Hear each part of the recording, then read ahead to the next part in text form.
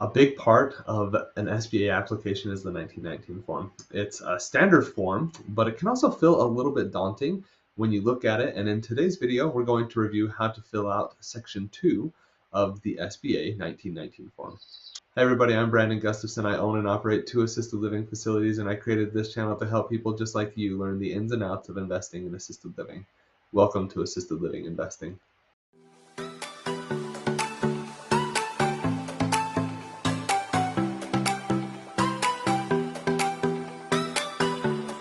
Hey, welcome back to the channel. In our last video, we talked about filling out an SBA 1919 form Section 1. I gave you a full tutorial. In today's video, we're going to be getting into Section 2 of the 1919 form.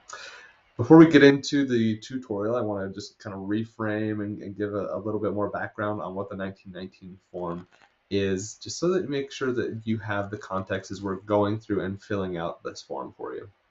So what is the 1919 form? This form is a standard SBA form, and it gives SBA a high-level overview of the company that will be receiving the funds, so your company, and the individuals that are involved with the business. And there are two main sections. The first section, which we talked about in our last video, goes over the borrower information. This is the information on the business. So make sure you go and watch that video, and if you're looking for that portion of it. In today's video, we're going to be getting into Section 2 of the 1919 form, which is more of the individual owner information, and this is done at an individual level. So each individual business owner that has at least 20% ownership in the business is going to have to fill out Section 2 of the 1919 form, and then they'll have to sign it at the end. Once you turn this form in to the SBA lender, the SBA is going to use this form just to make sure that there's no outstanding legal issues for any of the business owners or the business itself. They use this information to, background checks and just make sure things are set up the way that they should be set up. And this form also gathers some really high level information on the amount of money that is being requested and how many jobs it's going to create. So you're giving them kind of a pro forma, which I will link above. I've done a video on my calculator and how you can use it.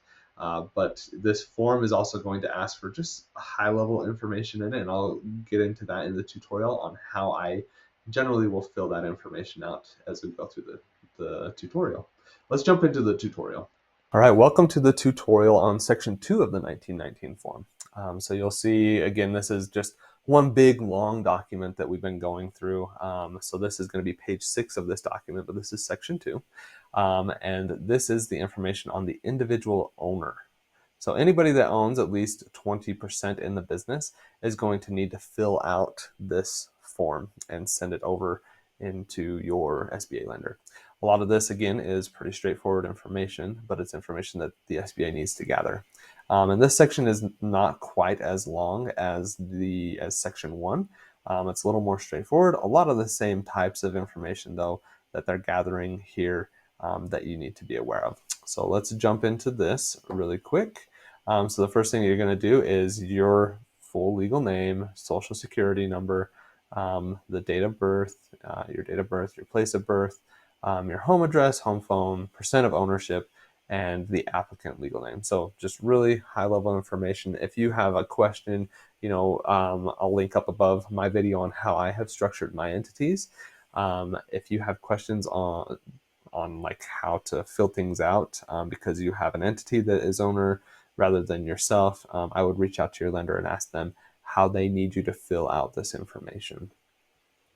Next is a disclosure, and this is voluntary and has no bearing on the credit decision. So you can mark not disclosed if you choose to do so.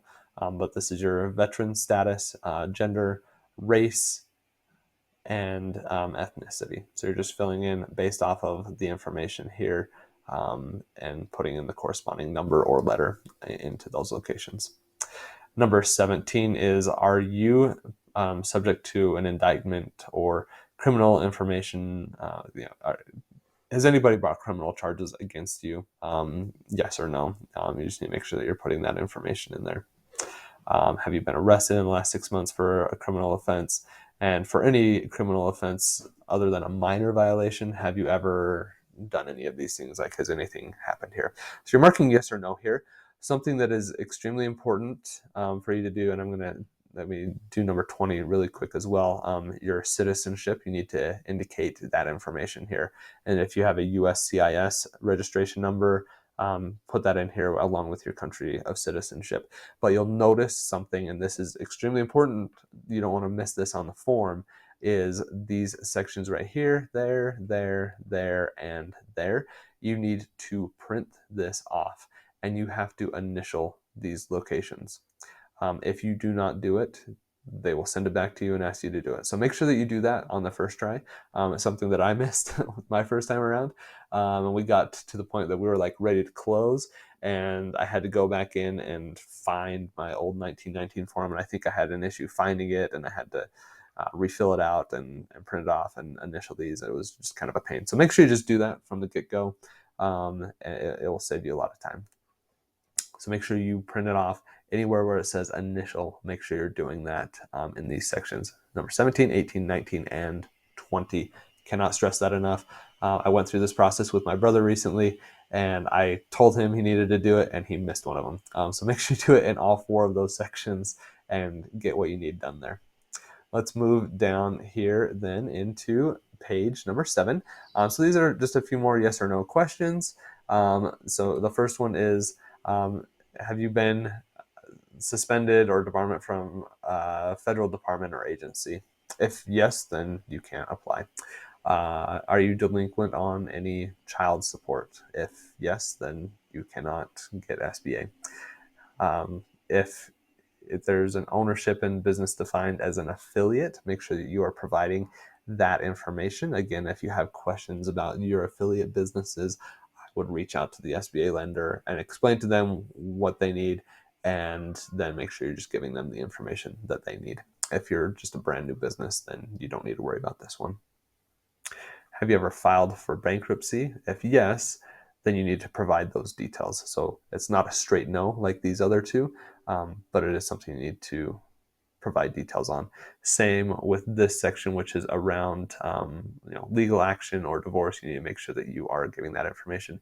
This is the exact same question as section 1 above. Essentially, do you have an SBA loan with somebody else or on another business or anything like that? Delinquent, or is it in default? And if yes, then you need to provide details on that information. And then page 8 is just the section that you're going to print off and need to sign, print, and do your title and the date. These do need to be wet signatures in my experience. You can talk to your lender, but in my experience, they need it printed off, signed, and then scanned back in. An electronic signature is not going to fly with them in most cases. Your lenders might be different, and as of the recording of this video in the first half of 2022, this is my understanding of the requirement.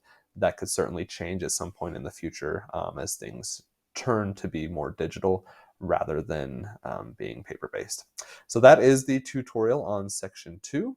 Make sure you leave comments down below, any questions that you have, and I will get to you as quickly as I can. And I hope this was helpful for you as you are trying to get funding for your assisted living facility or your small business. I hope you found that tutorial to be really helpful as we were going through Section 2, and that Section 1 was helpful as well. If it was, make sure you smash that like button and subscribe to the channel so you can continue to receive helpful information like this to help you get your own assisted living facility or really an SBA loan for any small business. A lot of this information is applicable as you're going through that process.